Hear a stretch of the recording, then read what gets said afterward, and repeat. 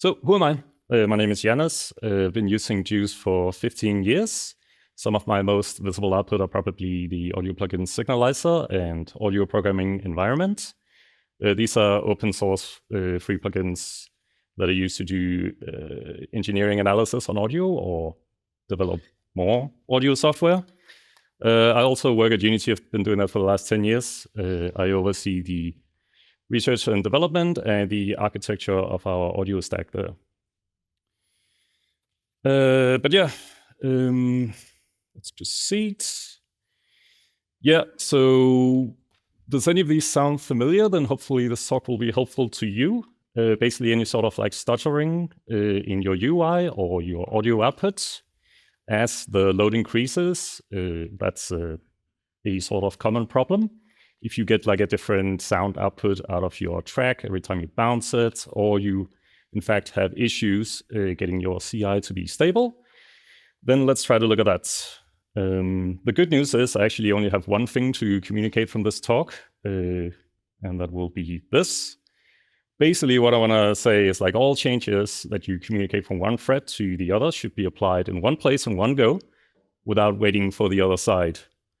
And that's actually it. So thank you for coming to my talk. And with that out of my way, we could go to the bonus content. No, in all seriousness, this is a huge topic. I realized quite early I would have to do something very simple here and break this up into multiple talks. So I think rather than ramping up, I'm probably going to cool down from Mrs. talk here. But yeah, I think it's just, I work with a lot of third-party software and integrate different frameworks. And it's actually really hard to build something on top of that if you don't have this like foundational principle in your audio stack. So what I'm going to do here is talk about determinism. And fun fact, in philosophy, it's called indeterminism, but actually in computer science, we refer to the lack of determinism as non-determinism. I learned that after submitting the slides, but basically, the thing is, like when you want to have the same inputs to always give the same outputs. That's what we'll concern ourselves with here. And mostly there'll be two types of audio engines we'll talk about. You have audio engines where the input is fixed or static. They'll mostly be like asset-based systems or timelines where you know all of the inputs up front. This could be something like a digital audio workstation. And in those cases, you'll mostly schedule everything that needs to happen when you render your audio on the audio thread in advance. So you could do that in lockstep. However, when you have dynamic input, which could be from a performer or a gamer or any sort of like state that's being controlled outside of your domain, you would typically do that from a different thread, which we typically can call the control thread, or in my case, the main thread. That's a case example of a audio engine in game engines, which is mostly what I'll talk about today. Okay, so what sort of issues do we have? I've prepared some sound samples. I'll see if I can figure out to play them. But yeah, basically when you have any sort of like free running oscillators, any sort of like LFOs that rely on global variables, including std rand, when you're using these in synthesis or CV logic, that is automation, you probably run the risk of generating a different output every time. So that's actually when I decided I wanted to do this talk. I was trying to rebound some earlier material I had, and I could just never get it to sound the same. So here is a original bounce. Ooh.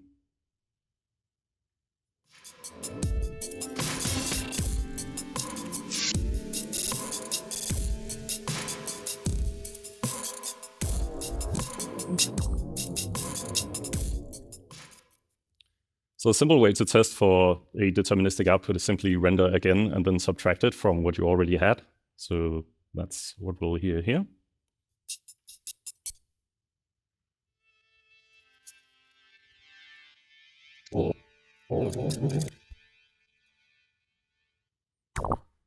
So that's kind of faint, but obviously you can hear some elements are missing, like the drums, because except for the hi-hats, those are the same every time. But actually a lot of the synths and the effects sound different. So that'll be the non-deterministic output. Okay, here's another case example. This is a function. All of this is real code. I've just anonymized it a bit. But here we have like some sort of concurrently rendered object, and you're setting some sort of property on it in real time. And it's fine you're doing that with atomic functions. It's thread safe.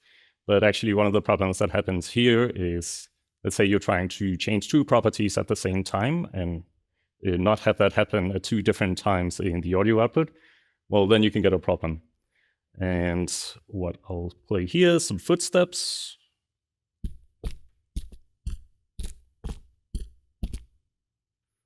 So it's a bit faint, but hopefully what you heard is some of them sounded good, some of them had like a flanging effect, and some of them actually had an echo. So both of those are instances of where sounds are slightly offset to each other. And this is actually something that happens very commonly in games, because you spawn multiple objects on the same frame.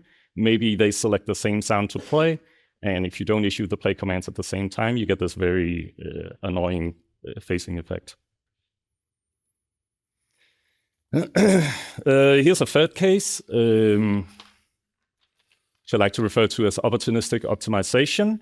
What happens here is the engine is processing a change set that's arriving at this thread, but it hasn't actually been completely processed yet. So the user or the main thread says, like, we're going to remove this node from the processing graph, and I'm going to set a flag, and the audio thread immediately sees the flag.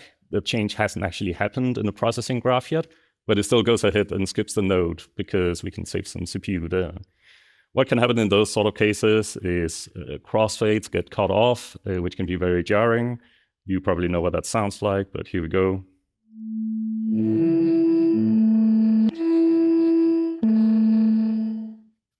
Yeah. Okay, so that's determinism. What do I mean when I talk about scalability? Well, you probably know this function. I'm showing you this piece of juice code here, not because I want to hammer down the point that you shouldn't lock the audio thread. You obviously shouldn't. But actually, like, the very existence of this function causes another problem. It can impede other threads as well. And I'm going to show you it doesn't even matter like how shortly you hold the lock. Just any lock ever will actually cause a problem, which is real. This is a problem that I'm currently trying to solve for our product.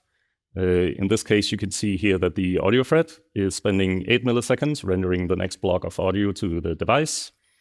And up top, we have the main thread, which is actually waiting for that to finish, because in certain operations, it needs to change like a variable on the audio thread that both of them use. So yeah, that's pretty grim. For audio engineering software, obviously this is something that can cause like stuttering in the UI and kind of like break the smooth flow you have. But for gaming, this is really bad. This causes a jitter and poor frame pacing, which our end users really don't like. So in general, like, you should always prefer any sort of predictable outcome and stability over like opportunistic savings, unless you can really prove that it like completely averages out to noise in the performance. And of course, in the other way around, when you have priority inversion, you get audio dropouts. But in this case, again, like, the main thread only wanted to block the other thread for like a nanosecond to implement its changes, and it still was a problem. So we never want one thread to impede the output of another. So what's the problematic architecture usually? Well, you probably have some sort of shared data model between the audio and the main thread. And you can also have like scattered atomic exchanges between different modules or units. And the issues you get with that is throughput degeneration. Any sort of like interlocking or exclusive access in this sort of system degenerates the system to a single threaded output at the end. And when you have multiple different actors doing multiple different state safe changes on multiple different non-deterministic points in time, you also get a different output for the same logical inputs. So what can we do? Well, it turns out the presented solution here is for determinism, also solves for some of this performance. And really what we're doing is what we want to take inspiration from graphics. There's nothing particularly novel here. But you want to have one thread defined to be like the control and the main thread producer, and one is the real-time consumer. Then you want to move to a command model. All of your API will be issuing commands into a buffer. And you split your data models such that the main thread has an authoritative version of your structure and your topology.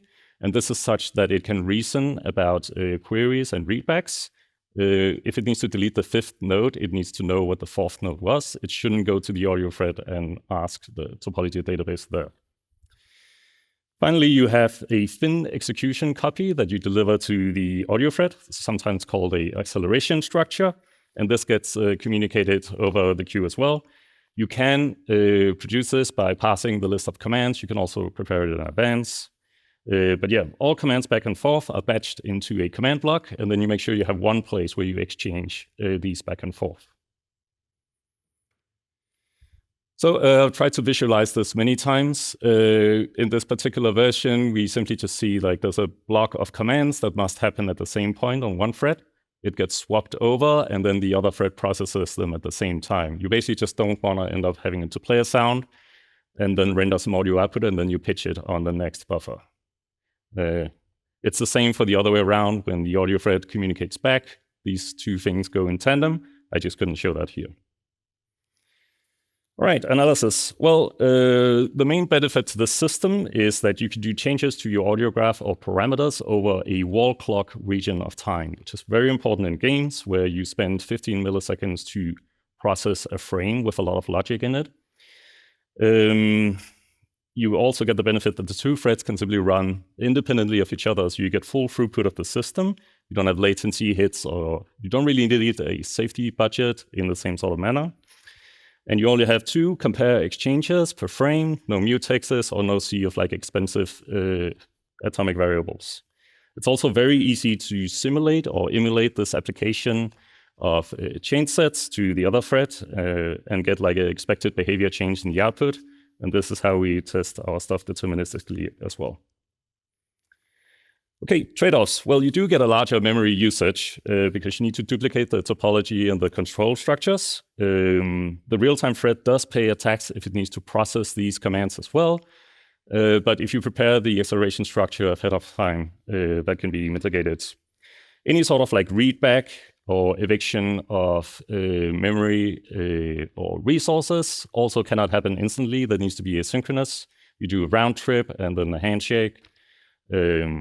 If the rug is pulled from you and you need to release a file or something, you can obviously lock the structure if you must, though you shouldn't design your software to have this situation in the first place. That's it. So thank you for coming.